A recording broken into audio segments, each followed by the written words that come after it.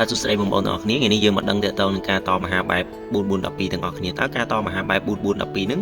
វាមានអត្ថន័យបែបម៉េចហើយតើការដែលយើងអនុវត្តហ្នឹងគេអនុវត្តបែបម៉េចអញ្ចឹងតើតើការតមហារបស់យើងហ្នឹងគឺវាសំខាន់មែនទែនបើសិនជាយើងការតែយើងចាប់ផ្ដើមនៅក្នុងការដែលយើងតមហាដបងនេះខ្ញុំអាចរីកខមមិនឲ្យបងប្អូន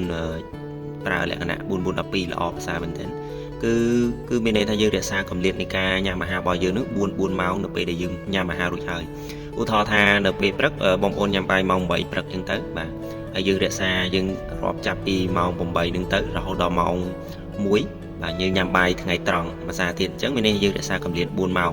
ហើយចាប់ពីម៉ោង1រហូតដល់ម៉ោង6ល្ងាចយើងញ៉ាំបាយភាសាទៀតអញ្ចឹងមានន័យថាយើងញ៉ាំអាហារគោលហ្នឹងគឺ3ពេលទៅអត់បាទអញ្ចឹងមានន័យថាក្នុងចន្លោះអាហារនីមួយៗហ្នឹងគឺយើង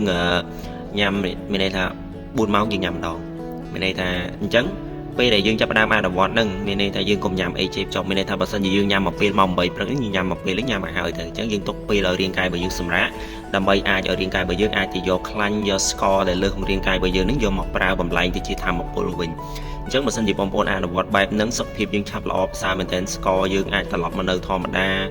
ខ្លាញ់របស់យើងអាចត្រឡប់មកនៅធម្មតាអាហ្នឹងឲ្យតែយើងព្យាយាមអនុវត្តវាឲ្យបានជាប់លាប់ហើយនឹងព្យាយាមហាត់ប្រាណបន្ថែមទៀតហើយចន្លោះចាប់ពីម៉ោង6ល្ងាចទៅគឺយើងអត់ញ៉ាំអីទេមានន័យថាយើងឈប់ញ៉ាំអីទេប៉ុន្តែយើងអាចញ៉ាំទឹកបានធម្មតាមានន័យថាយើង fasting យើងតមហារហូតដល់ម៉ោង8ព្រឹកអញ្ចឹងមានន័យថាចន្លោះពីម៉ោង6ល្ងាចទៅ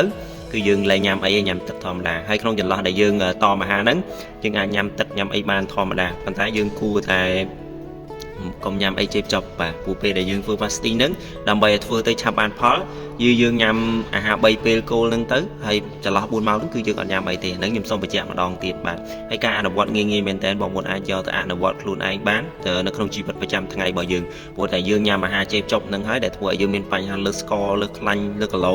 អាំងសាលីនធ្វើការមិនបានល្អដែលហេតុធ្វើឲ្យយើងមានបញ្ហាអាំងសាលីន resistant ហ្នឹងអញ្ចឹងបងប្អូនចាប់ផ្ដើមអនុវត្តហ្នឹងទៅសុខភាពយើងចាប់ផ្ដើមល្អប្រសើរជាងមុនមានអារម្មណ៍ថាយើងស្រស់ស្រាយជាងមុនបាទអរគុណ